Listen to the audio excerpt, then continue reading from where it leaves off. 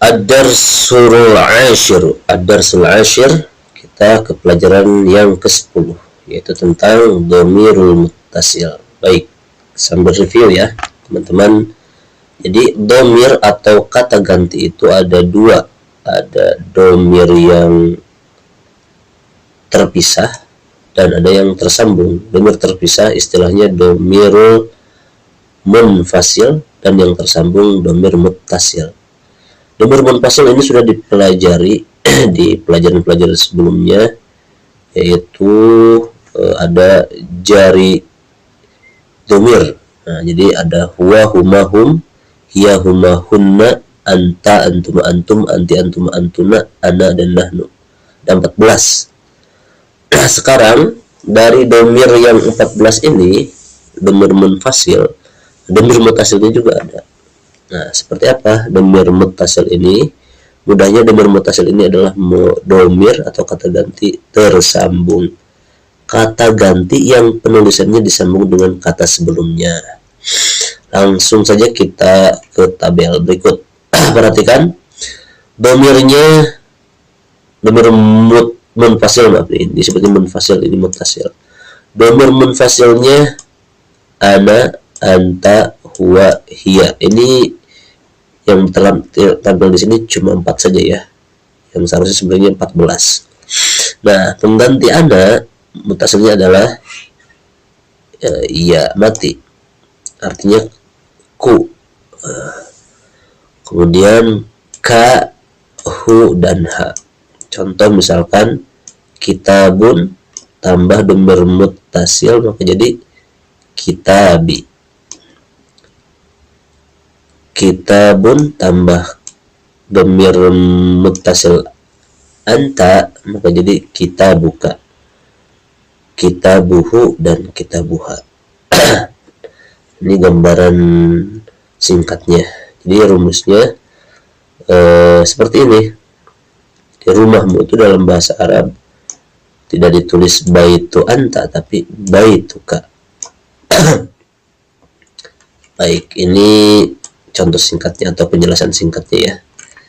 Nah, selanjutnya ingda plus dhamir tersambung. Ingda ini memiliki arti di sisiku atau milikku.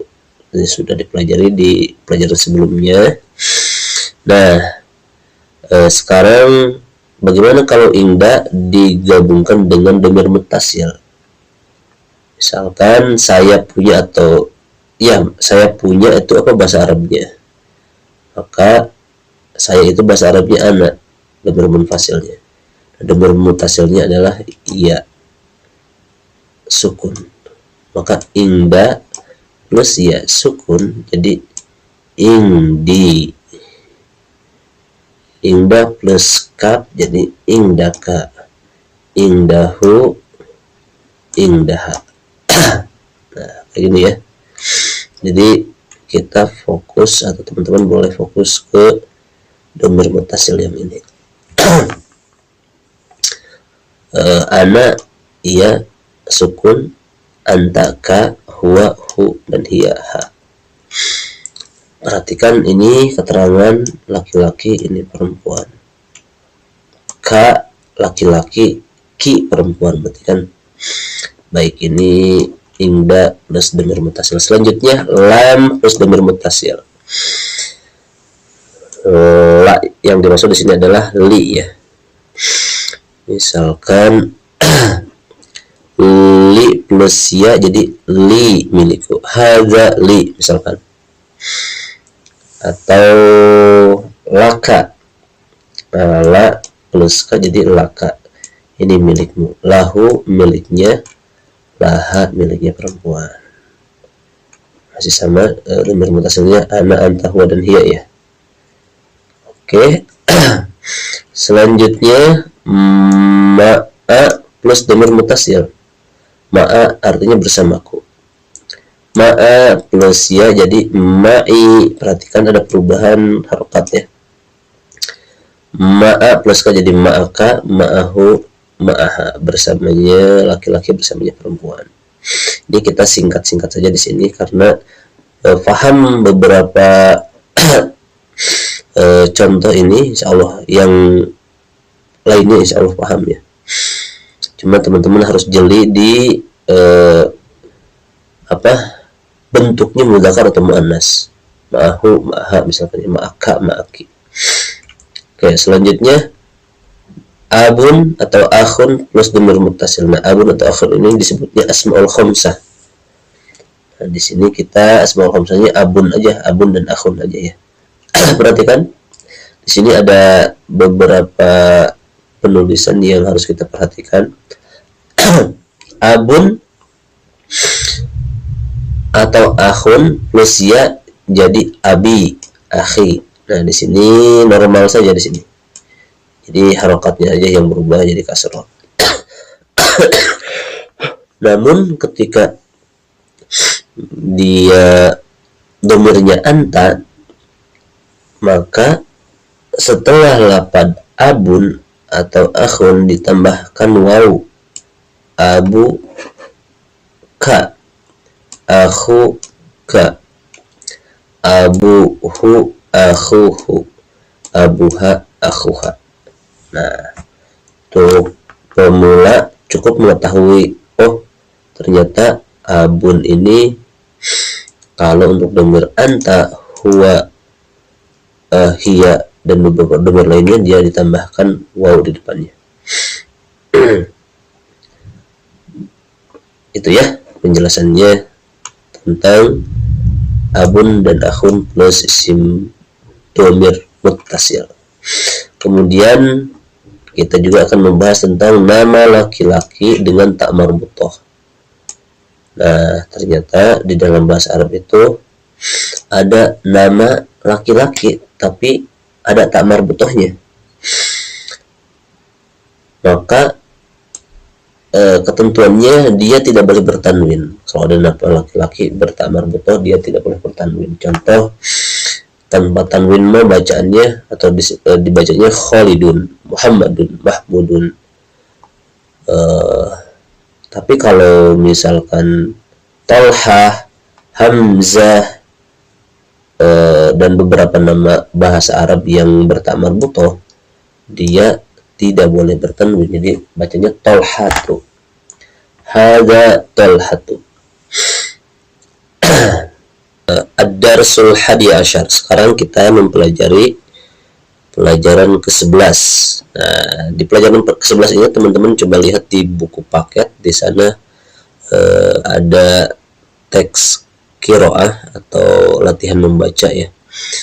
Nah, dengan membaca ini harapannya selain teman-teman memahami terjemahnya, juga memahami kaidah-kaidah khususnya yang berkaitan dengan penggunaan domir, terkhusus domir muttasil, yaitu domir yang tersambung.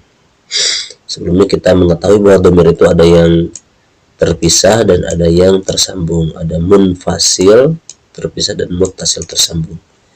Baik, selanjutnya di pelajaran ini kita akan mempelajari kalimat atau huruf fi plus domir muttasil.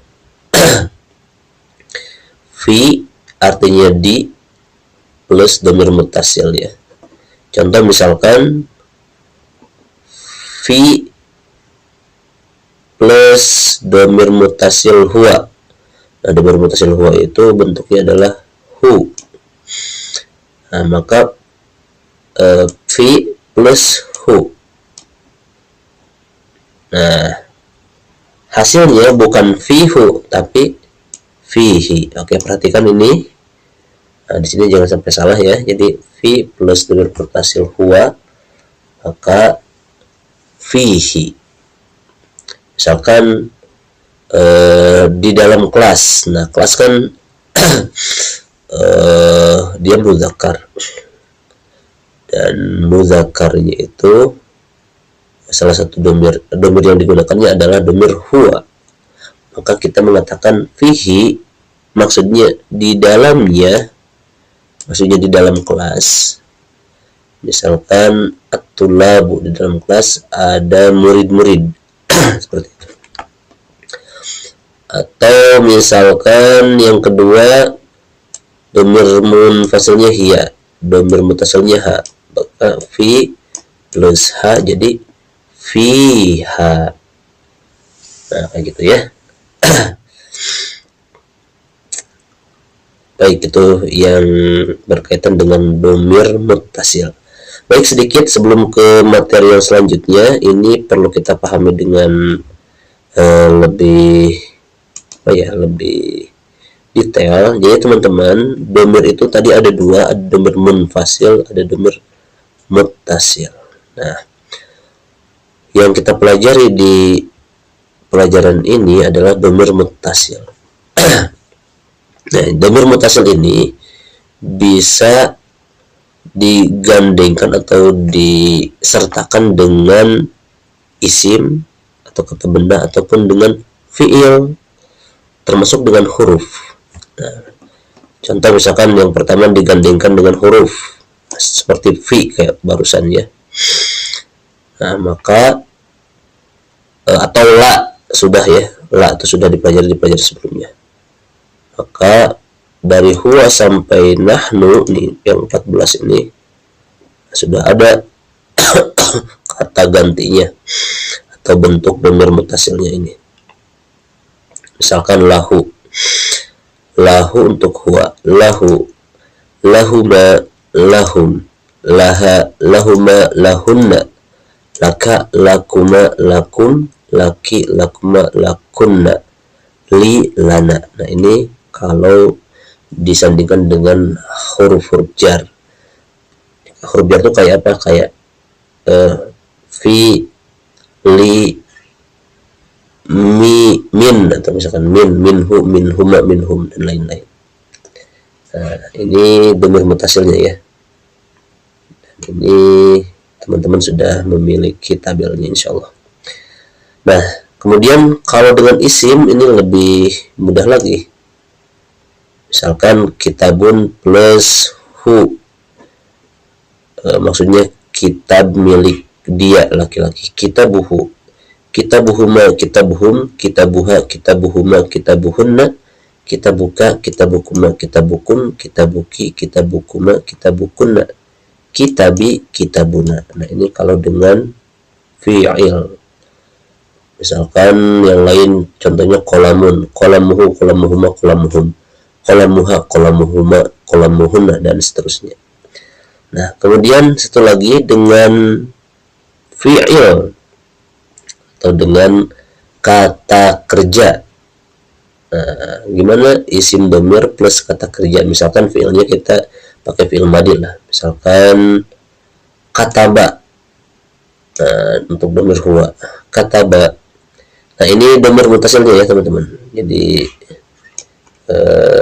kita ketahui dulu domir mutasilnya sehingga nanti prakteknya lebih mudah. Kataba, kataba, katabu, katabat, katabata, katabna, katabta, katabtuma, katabtum, katabti, katabtuma, katabtunna, katabtu, katabna. Nah, untuk domir atau tabel isim domirnya insyaallah kita sudah sediakan.